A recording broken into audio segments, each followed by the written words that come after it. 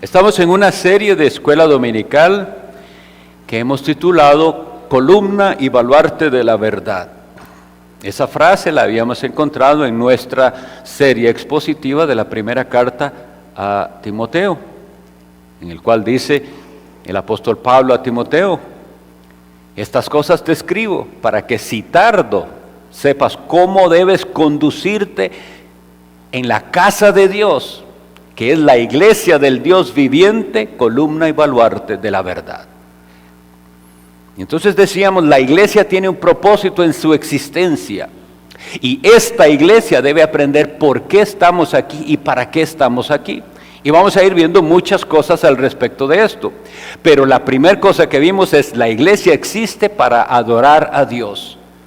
Sí, la iglesia tiene amplios campos de acción y son importantes, pero el más importante de todos es, estamos nosotros aquí para adorar a Dios. Pero no para adorarle según a nosotros nos parezca o nos guste, sino adorarle en espíritu y en verdad, lo cual habíamos dicho, que significa que el Espíritu Santo está en el adorador y que él adora conforme a la verdad revelada. Entonces tenemos que estudiar detenidamente lo que Dios dice al respecto de la adoración. Un repaso muy rápido: habíamos visto que nos suscribimos a lo que llamamos nosotros el principio regulativo. Es decir, que nosotros no creemos que en un culto se puede hacer todo lo que a nosotros nos parezca o lo llegue a nuestra imaginación. Todo lo contrario, solo lo que Dios haya mandado. Y habíamos visto también que hay adoración aceptable y adoración inaceptable, y eso es algo que vemos desde el principio en la Biblia. La ofrenda de Abel fue aceptada, la ofrenda de Caín fue rechazada. Pero dice la Escritura, no miró Dios con agrado a Caín y a su ofrenda. Mira las dos cosas Dios: quién es el que ofrece y qué es lo que ofrece.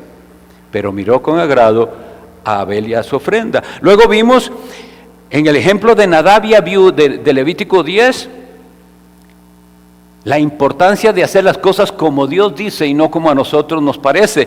Dos hijos del sacerdote Aarón, dice, y pusieron fuego en su incensario y ofrecieron a Jehová fuego que él nunca les mandó. ¿Y qué ocurrió? Fuego salió y los consumió a ellos.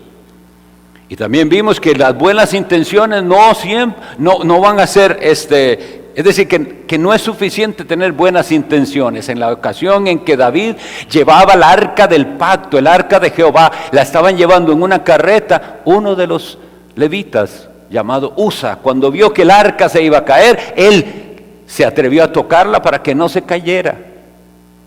Nadie va a cuestionar las intenciones de aquel hombre, pero no se puede quebrantar el mandamiento.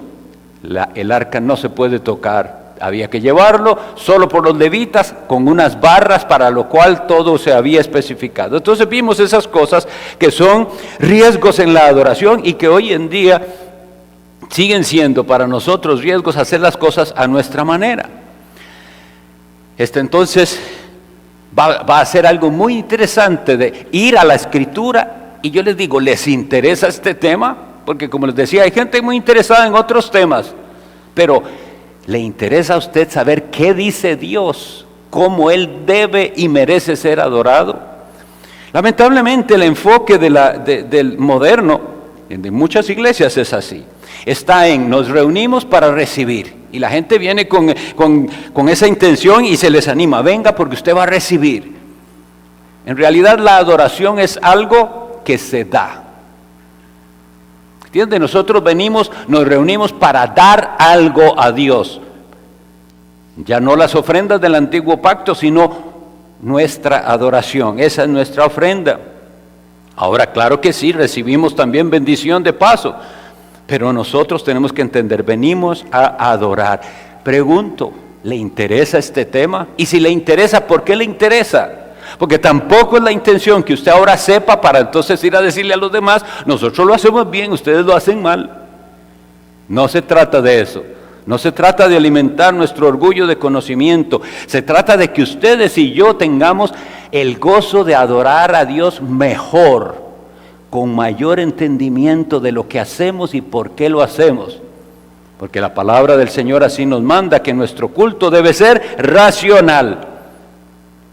Vemos ejemplos en el Antiguo Testamento de actitudes apóstatas. Apóstatas llamamos al que se desvía del camino. Y reyes en el pueblo, tanto en Israel como en Jerusalén, cuando se dividió el reino, hicieron las cosas a su manera. Y quisiera leer un caso para que vean dónde está el corazón del apóstata. Segundo libro de los Reyes, capítulo 16. Voy a leer de los versículos 10 al 18. Es una breve historia, pero para ilustrar cómo somos tentados a copiar lo que otros hacen y no hacer las cosas a la manera de Dios. Segundo de Reyes 16:10. Después fue el rey Acaz a encontrarse a Tiglat-Pileser, rey de Asiria, en Damasco. Y cuando vio el rey Acaz el altar que estaba en Damasco, envió al sacerdote Urías el diseño y la descripción del altar conforme a toda su hechura. Y el sacerdote Urías edificó el altar conforme a todo lo que el rey Acaz había enviado de Damasco. Así lo hizo el sacerdote Urías, entre tanto que el rey Acaz venía de Damasco. Y luego que el rey vino de Damasco y vio el altar, se acercó el rey a él y ofreció sacrificios en él. Y encendió su holocausto y su ofrenda y derramó sus libaciones y esparció la sangre de sus sacrificios de paz junto al altar. E hizo acercar el altar de bronce que estaba delante de Jehová en la parte delantera de la casa, entre el altar y el templo de Jehová, y lo puso al lado del altar hacia el norte. Y mandó el rey Acaz al sacerdote Urías diciendo: en el gran altar encenderás el holocausto de la mañana y de la ofrenda de la tarde, y en el holocausto del rey y su ofrenda, y asimismo el holocausto de todo el pueblo de la tierra y su ofrenda y sus libaciones, y esparcirá sobre él toda la sangre del holocausto y toda la sangre del sacrificio. El altar de bronce será mío para consultar en él. Oigan este último versículo, por favor. E hizo el sacerdote Urías conforme a todas las cosas que el rey Acaz le mandó. Aquí tenemos un gran problema. ¿Quién está regulando la adoración? El rey. Habíamos visto que Dios había recibido de Moisés las siguientes palabras: cuídate de hacer todo conforme al modelo que viste en el monte. Moisés no tenía derecho de innovar, él tenía que hacer todo como Dios le dijo. Y Moisés le había dicho al pueblo: si hiciereis todo como Jehová lo manda, la gloria de Jehová os aparecerá. ¿Qué habíamos leído en Levítico 9? Levítico 9, que hicieron todo como Jehová dijo, y vino fuego del cielo y consumió la ofrenda. La presencia de Dios vino. Sin embargo, cuando lo hicieron como ellos quisieron, el fuego consumió a los que lo ofrecían. Y aquí vemos a un rey del pueblo de Dios. Va a Damasco. Damasco es la capital de Asiria. Y nosotros vemos que él comienza a copiar lo que una nación pagana tiene y hasta lo anota exactamente: quiero que me hagan un altar como el que vi allá y yo voy a ofrecer ahí. Y el sacerdote, en lugar de hacer lo que decíamos hoy hace 8, ¿para qué fueron puestos los sacerdotes? Enseñarán a mi pueblo a hacer diferencia entre lo santo y lo profano, entre lo limpio y lo no limpio. ¿Qué tenía que haber hecho el sacerdote Urías? No, señor, esta es la casa de Dios. Aquí se hace lo que Dios manda. Usted puede ser rey y gobernar todo lo que usted quiera, pero esta es la casa de Dios. Bueno, no, hizo todo lo que el rey quiso. Y entonces, si ustedes ven y pusieron atención a la lectura, el altar de bronce, que era el que Dios había mandado, ese corrámoslo, pongámoslo por allá, porque ahora yo quiero que vaya hacia aquí. De eso es precisamente de lo que trata esa epístola. Para que aprendas, para que sepas cómo debes conducirte en la casa de Dios. Entonces, seamos cuidadosos, porque hay elementos de otras religiones que han sido introducidos en el cristianismo. Y por eso hay tantos tipos de adoración en iglesias. Hay adoración emocional. Ustedes saben a qué me refiero. Aquello parece un concierto, no un culto a Dios. Adoración extática. Gente que entra en trance, como igual en las religiones orientales. O bien adoración estética. Hagamos todo como si esto fuera una sala de concierto clásico. Y entonces tenemos una gran banda, una orquesta sinfónica si se quiere, pero ninguna de esas que es las cosas que Dios ha pedido. Dios dijo en espíritu y en verdad. Y tenemos que aprenderlo. ¿Cómo es esa adoración en el espíritu y en verdad? La tendencia moderna, como les digo, es una tendencia al espectáculo y al entretenimiento. Y vamos a tener que contrarrestar eso con la verdad. Hay algo que sí tenemos que tener bien claro en cuanto al culto del Nuevo Testamento. El modelo de la sinagoga hay gente que ahora habla de las raíces hebreas. Bueno, nosotros tenemos raíces hebreas, claro que sí, porque la iglesia nace en el pueblo judío. Y hay un modelo de la sinagoga que después, cuando lo comparemos con lo que nosotros hacemos, es muy similar y aprobado por el Señor y sus apóstoles. Cuando el pueblo de Judá, es decir, todos los habitantes del reino del sur, fueron llevados cautivos a Babilonia, estuvieron 70 años allá, nació este modelo de la sinagoga. Antes de eso no existía, solo se iba al altar que estaba en Jerusalén y ahí se ofrecían los holocaustos. Ahora viene un estilo de adoración donde ya no hay sacrificios, ya no dependía del templo y no dependía de los sacerdotes. La sinagoga se convirtió en una escuela judía. Y vean todo lo que se hacía en la sinagoga. Se circuncidaba a los niños, se hacían las bodas, los funerales, y se les enseñaba a los niños a leer. Nosotros podemos decir que Cristo con su presencia ratificó la validez de ese modelo de la sinagoga. Nosotros podemos leer en Lucas 4:16 estas palabras, los leo muy rápido para ustedes. Vino a Nazaret donde se había criado Jesucristo. Y en el día de reposo entró en la sinagoga, y oigan esta frase, conforme a su costumbre. Es decir, que esa era su costumbre. Y si el Hijo de Dios, nuestro Salvador, que nunca pecó, fue a la sinagoga y participó de eso, si algo hubiera ahí en los elementos de aquella adoración que no agradara a Dios, Él no habría participado. Pero Él fue conforme a su costumbre. Luego los apóstoles confirmaron esos elementos de la sinagoga y los veremos en el culto del Nuevo Testamento, centrados, eso sí, en Cristo. Entonces quisiera decirles muy rápido cómo era el culto de la sinagoga. Una cosa interesante, y esto fue ya cosa de ellos, es que para hacer una reunión en la sinagoga se necesitaban al menos 10 personas. Con menos de 10 no se podía hacer reunión. Pero vean qué astutos. Entonces, como se necesitan 10, habían 10 pagados para siempre estar. A esos 10 se les pagaba para que siempre pudieran hacer. Qué triste. Yo he oído cosas tan terribles. Una vez escuché de una cierta iglesia en Estados Unidos que daba bonos a la gente con tal que venga a la iglesia. Espantoso. Bueno, pero es solo para meditarlo. Bueno, se necesitaban 10 personas. Y oigan cómo era el orden del culto. Primero había una invocación. Nosotros todavía tenemos eso. La primera oración que hacemos llamamos la invocación. Nada más que nosotros incluimos también confesión de pecado. Eso lo veremos en su momento. Solo estoy describiendo para que veamos la similitud. Lo segundo que se hacía en la sinagoga era el credo. Es decir esa cápsula de la fe. Y ellos recitaban el Shema. Algunos lo conocerán, que está en Deuteronomio 6. Oye Israel, el Señor nuestro Dios, el Señor uno es, etc. Bueno, nosotros tenemos confesión de fe.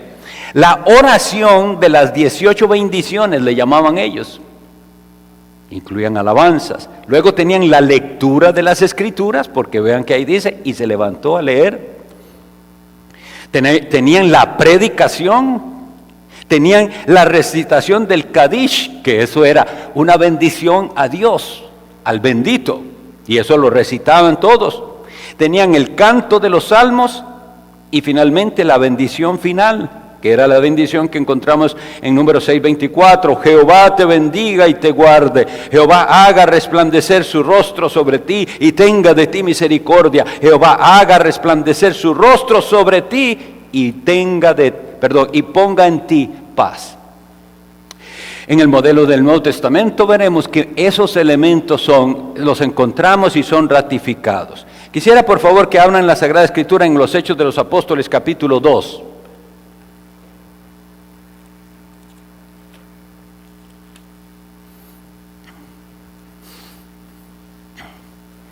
Versículos 21 al 47, voy a leer.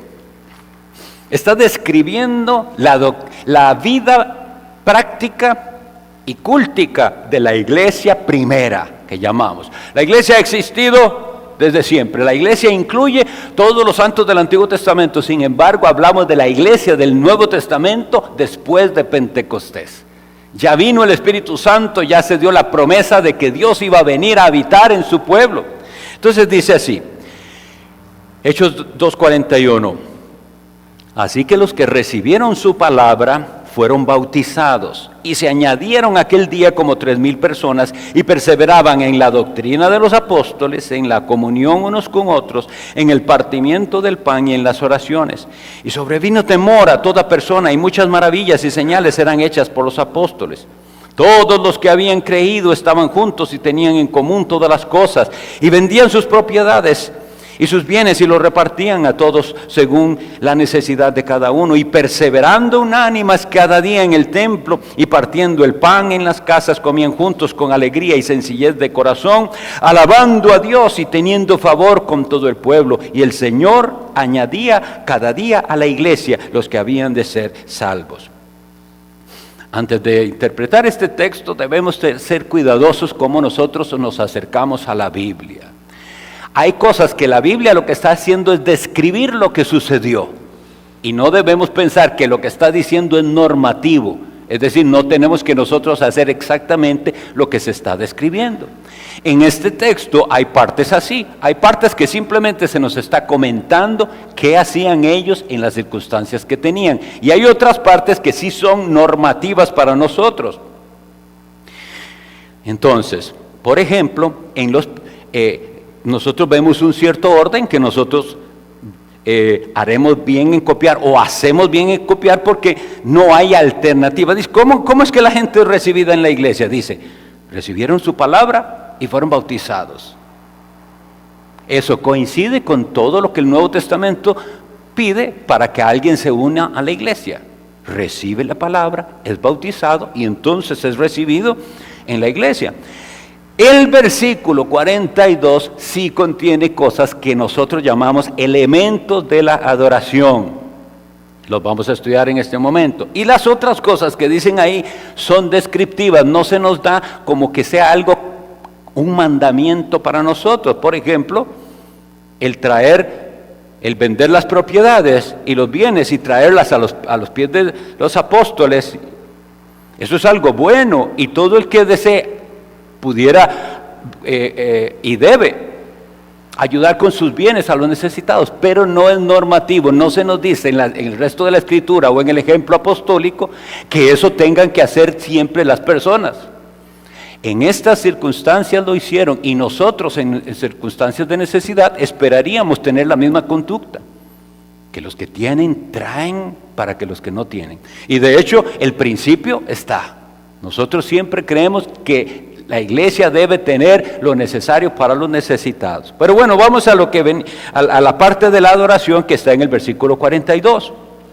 Y dice, perseveraban en la doctrina de los apóstoles. Hay 4 cosas que se dicen aquí. La doctrina de los apóstoles, la comunión unos con otros, el partimiento de pan y las oraciones. Son 4 cosas.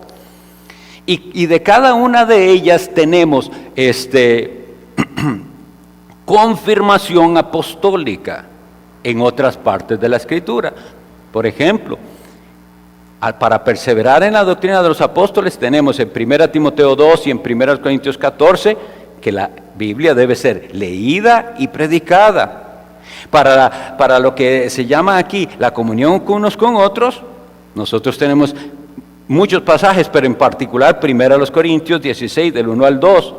Para lo que aquí se llama el partimiento de pan, que es la cena del Señor, tenemos otros pasajes, y voy a leer uno de ellos. Hechos 27 dice, el primer día de la semana, reunidos los discípulos para partir el pan, nos corrobora que ese partimiento del pan se siguió practicando y se seguía practicando el día que se reunían, que era el día del Señor, el primer día de la semana. Y primero a los Corintios 11, cuando el apóstol Pablo le dice a la iglesia de Corinto, les corrige en su manera de celebrar la cena del Señor y les dice, así se celebra, que nosotros tenemos eso más tarde también. Y luego vienen las oraciones. Primera Timoteo 2, ya nosotros pasamos por ahí en la serie de Primera Timoteo, nos dice que las oraciones deben realizarse por los varones en la iglesia. Ahora bien, hay un elemento muy revelador en el lenguaje aquí que se usa, porque no se dice, por ejemplo, participaban en oraciones, sino en las oraciones, en la comunión. Y ese artículo identifica el elemento. Entonces no era simplemente que se menciona algo de lo que hacía, sino que al decir en las oraciones está identificando, es que había oraciones específicas. Y esa comunión con unos con otros es la comunión unos con otros. Son elementos. Otra cosa bastante interesante, que el doctor Waldron lo dice en un libro que estuve leyendo de él. El doctor Waldron es el presidente del seminario en el que está el pastor Randall estudiando, el seminario bautista confesional, y él dice que en el griego este versículo 42 tiene dos partes muy definidas, las dos primeras cosas y las dos segundas cosas. La doctrina de los apóstoles y la comunión unos con otros es una parte, el partimiento del pan y las oraciones es una segunda parte. Por la manera en que está construida la oración, y él ponía un buen ejemplo. Voy a dar el mismo a ver si a ustedes les sirve. Decía que a un joven se le preguntaba, fue a una fiesta de sus amiguillos en la casa de alguien y le dice, ¿y qué te dieron? Y él dice, bueno, había sándwich de mantequilla de maní jalea y de atún con mayonesa. Entonces dice, usted no va a imaginarse que era un sándwich que contenía todas esas cosas juntas, porque usted sabe que eso sería, o sea, nadie come así. Pero tiene dos opciones en lo que dijo, aunque dijo diferentes cosas, dijo realmente 4 cosas. Sabe usted que unas van juntas, que es la mantequilla de maní con la jalea, y las otras van juntas, que es el atún con la mayonesa. Algo parecido en esa expresión hay aquí, en la manera que entonces ellos entendían que había 2 partes en el culto. Lo interesante también es que eso se corrobora con la historia de la iglesia, porque Justino Mártir, que era un teólogo del siglo II, escribió específicamente sobre esto. El culto tenía 2 partes, lo que llamábamos la liturgia de la palabra. No tengan miedo a las palabras que no suelen usarse. Liturgia simplemente significa el orden en que se hacen las cosas.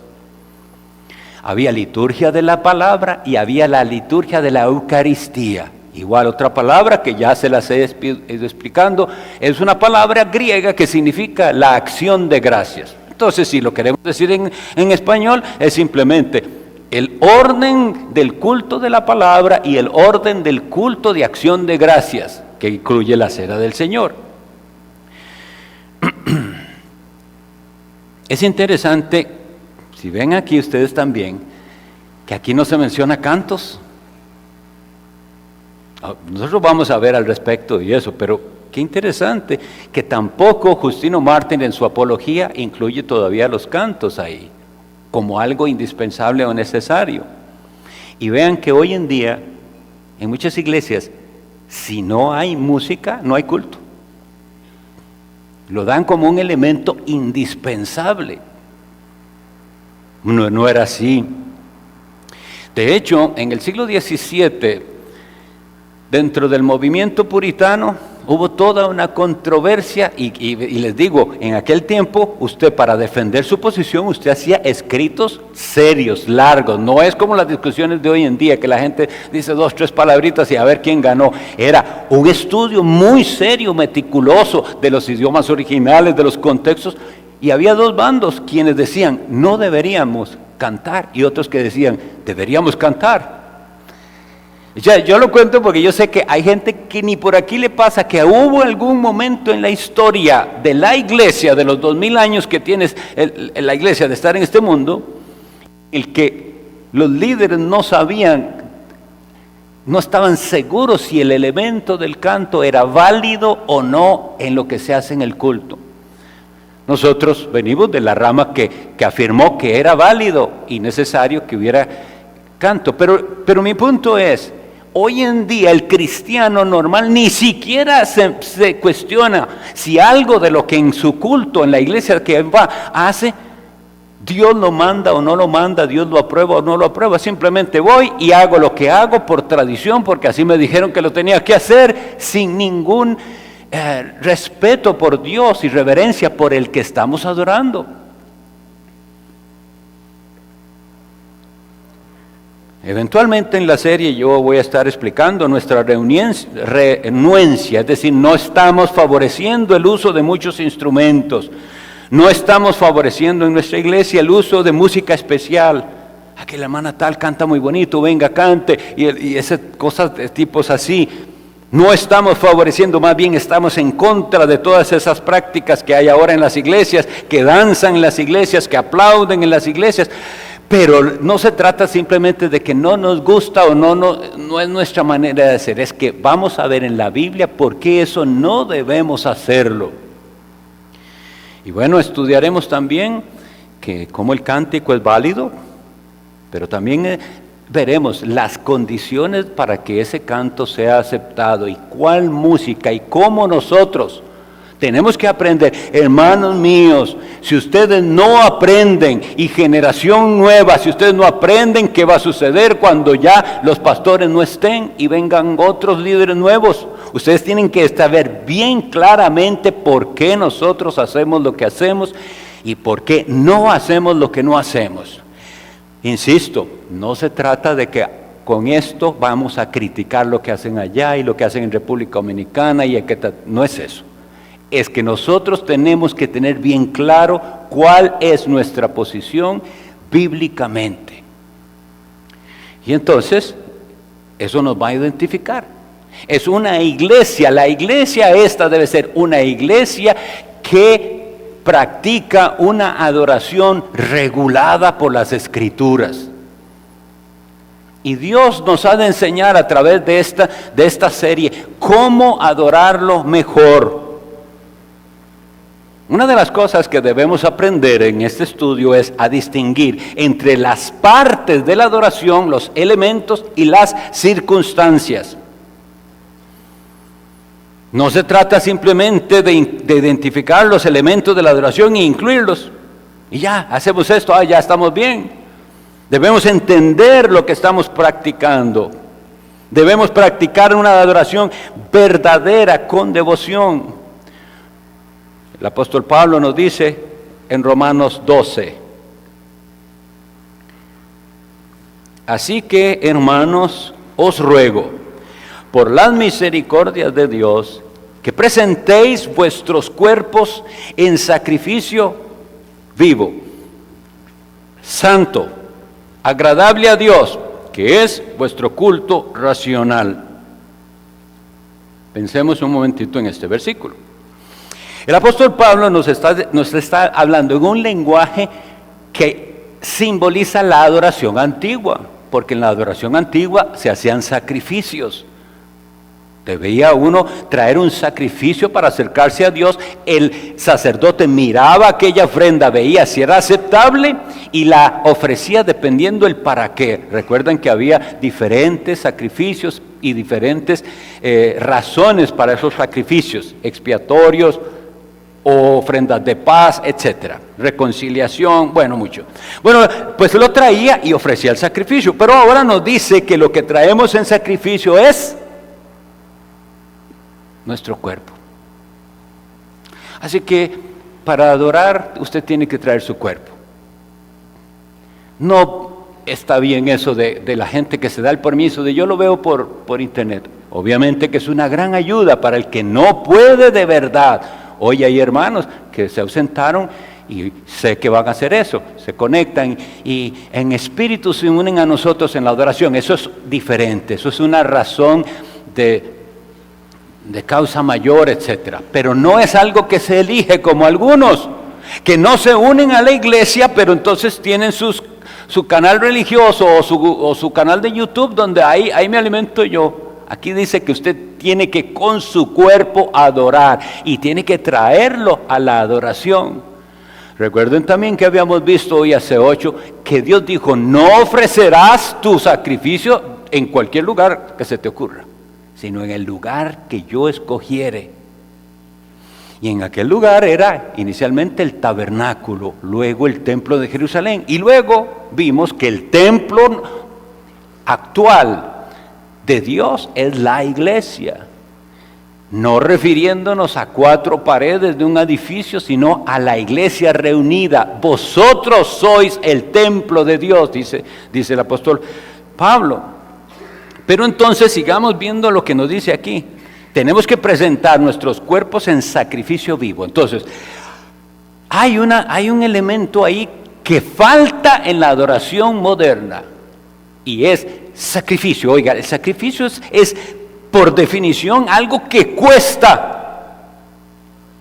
Pero la gente quiere un estilo de adoración en la que ellos se sientan tan cómodos que nada les cuesta, que nada de lo que haya que hacer les incomode ni les cause ningún esfuerzo. Pero aquí dice es sacrificio vivo. Hermanos, tenemos que aprender eso. No vamos a normar sobre la conciencia de cada uno, porque cada uno sabrá cuándo de verdad no puede venir. Y el Señor lo sabe, que es lo más importante de todo. Pero cuidado con aquellos que se dan permisos y hoy como que me duele un poquillo la cabeza, no voy a la iglesia. O cualquier otra cosa. Los que sean de mayores de 50 sabrán, siempre a uno le duele algo le duele, y no son razones para no venir. Dios nos da las fuerzas y hacemos ese sacrificio vivo.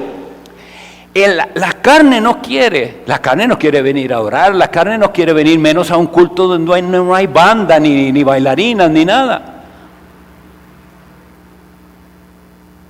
Como me contó un hermano que trajo una visita, yo le dije que qué le pareció el culto. Dice, me sentí como en un funeral. Bueno, gracias a Dios, ¿saben por qué? Porque en los funerales la gente tiene un poquito más de conciencia de la muerte y de que hay un Dios al cual nos presentaremos después de la muerte. Pero si hacemos un culto adaptado al hombre, nunca se va a sentir así, nunca va a tener conciencia de que hay un Dios santo, santo, santo, al cual yo no puedo acceder, al cual yo no tengo acceso a su presencia mientras no resuelva este problema del pecado que está aquí adentro. Entonces ven, este culto es un sacrificio vivo y es santo. No puede usted adorar a Dios, vuelvo a repetir, mientras usted no resuelva el problema de su pecado que está en su corazón. Pero si usted ha venido a Jesús, se ha arrepentido de sus pecados y usted confía que la sangre derramada en el Calvario es para su perdón, su sacrificio ahora es santo. Ese sacrificio es agradable a Dios, dice aquí, no agradable a usted. No es que hoy me gustó el culto, como que están poniendo la música que a mí me gusta. Hoy me gustó la predicación, hoy me gustó. No se trata de que a usted le guste. Quiera Dios que usted en su madurez espiritual lo disfrute también, porque la Biblia eso es lo que dice, ¿verdad? Entonces te deleitarás en Jehová. Ayer yo oraba con insistencia, Señor, que tú nos enseñes eso, deleitarnos en ti. Y por un día al menos olvidarnos de todas las cosas de esta vida y nuestras preocupaciones y nuestros afanes. Ya no más este día para deleitarnos en Él. Pero Él pide un sacrificio vivo, santo, que sea agradable a Él y no a usted. Y a Él le agrada. ¿Cómo saber si le agrada? ¿Lo mandó? Esa es la pregunta. ¿Cómo saber si a Él le agrada? ¿Está usted haciendo algo que Él mandó o está usted inventando y haciendo las cosas a su manera? Y finalmente nos dice, nos lo dice, que aquí no, está muy claro, ese sacrificio vivo, santo, agradable, si llegara hasta ahí, cada uno de ustedes y yo saben, ¿cómo se hará eso? ¿Qué se hará? Pero ahí dice, vuestro culto racional. No se quiebren la cabeza, eso es lo que Dios pide de nosotros, un culto racional. Racional viene de raciocinio, algo que usted está entendiendo lo que hace y por qué lo hace. Y algo que usted hace entonces con el entendimiento, y claro que sí, no estoy diciendo que suprimimos las emociones, porque las emociones son parte del ser humano, pero no nos vamos a dejar llevar por nuestras emociones, porque precisamente por dejarnos llevar por ellas, tropezamos y nos desviamos del camino. ¿Qué ha sucedido entonces con la adoración? Que no hemos atendido al siguiente versículo, que es Romanos 12:2. No os conforméis a este siglo. Esa parte conformarse tiene que ver con meter algo en un molde, conformar, tomar la forma de. Si usted alguna vez ha visto pasteles de diferentes formas, toman una masa y la ponen en un cierto molde y por eso queda de esa forma. Esa es la frase aquí, pero no se deje que el mundo lo succione a usted y lo ponga en el molde del mundo. Y esto se aplica tanto a su vida personal en todas las áreas como al culto a Dios. Las iglesias se dejaron conformadas a este siglo.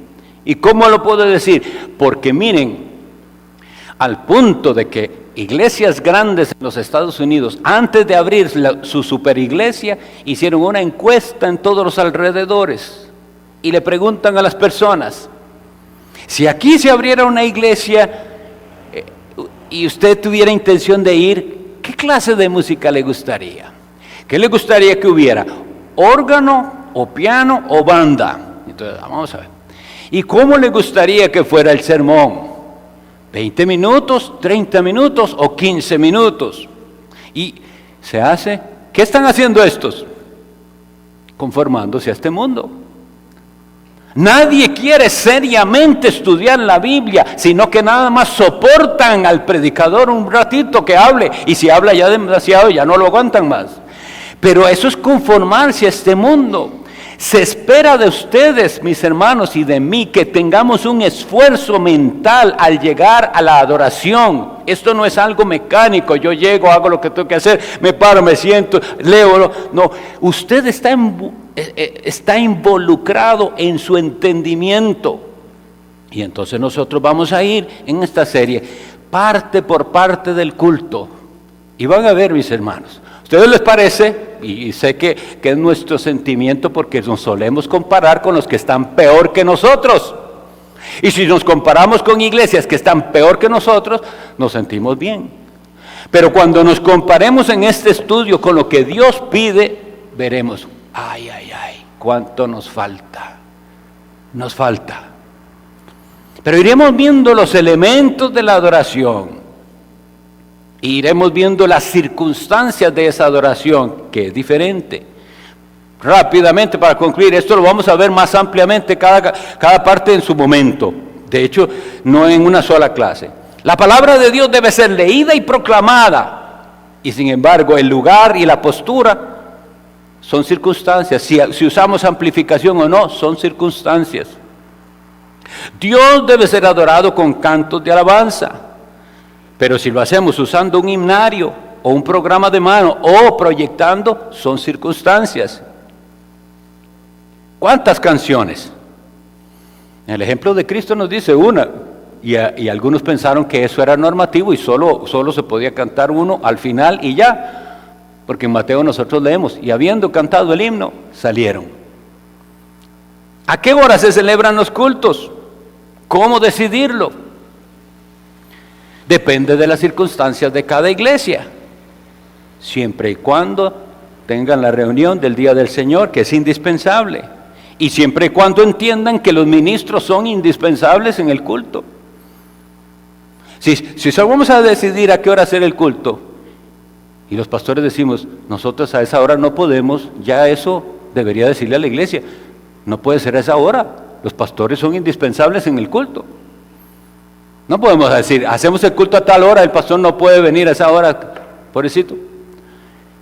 No, son cosas de circunstancias, pero si decimos a una hora y no llegamos a esa hora, estamos fallando. Es pecado. ¿Cuántas veces se toma tiempo para explicarle a la gente, hermanos, llegar tarde es pecado? ¿Usted no sabía? Vamos a ver cómo lo es y lo vamos a estudiar. Hay razones y razones. Y entonces, por ejemplo, eso es algo de lo que ha sido muy chocante para algunos. Si usted llega tarde una vez, no pasa nada porque sabemos que hay vicisitudes. Si llega tarde 2 veces, también hay paciencia. Pero si usted vuelve a llegar tarde, sepa que alguno de estos pastores va a llegar y preguntarle, ¿cuál es la razón de su llegada tardía? Usted está incumpliendo algo que nosotros pedimos. Se empieza a esta hora y debemos cumplir nuestra palabra. Entonces, por ejemplo, vean que lo digo con todo el amor y la ganas de que lo aprendamos. No estamos hablando ni maltratando a nadie, pero si alguien viene y ve que aquí es así y no quiere, entonces simplemente ya tiene una razón para pensar, esta no es la iglesia para mí. Yo quiero una iglesia donde yo llegue a la hora que yo quiera y llegar si quiero y si no quiero. Y un día voy aquí, otro día voy allá. No, en esta va a haber un orden, porque la Biblia nos dice 2 cosas, ya casi termino. En 1 Corintios 14, 26 y 40 nos da la marca del culto a Dios. Hágase todo para edificación, número 1, y hágase todo decentemente y con orden. Edificación significa, no es vengo a pasarlo bien, no. Edificación tampoco es exaltación de las personas como se hace hoy en día. Edificante es algo que ayuda a crecer espiritualmente, que nos acerca a Dios, que colabora para el progreso en santidad. Cuando nosotros somos animados, retados, corregidos, amonestados, eso es, hágase todo para edificación. Y la otra que dice, decentemente y con orden, nos habla no solo de buenos modales, que la palabra incluye eso, sino nada que provoque vergüenza ni charlatanerías. La misma palabra decentemente implica también honestidad, honradez. Y que haya orden implica que se realizan las cosas metódicamente, consecutivamente los elementos, y vamos a hablar de horario, de duración, de la ubicación de las partes del culto, porque esto se hace primero que aquello. Y siempre, mis estimados, veremos que hay espacio para mejorar. Leo lo que dice Colosenses 2:5 para terminar. Dice, el apóstol Pablo les dice a ellos, porque aunque estoy ausente en el cuerpo, no obstante en espíritu estoy con vosotros. Y oigan esta frase, gozándome y mirando vuestro buen orden y firmeza de vuestra fe en Cristo. Buen orden. Dios nos conceda ser una iglesia que guarda el buen orden en la adoración y nos ayude a entender. Vamos a tener receso. Dios los bendiga.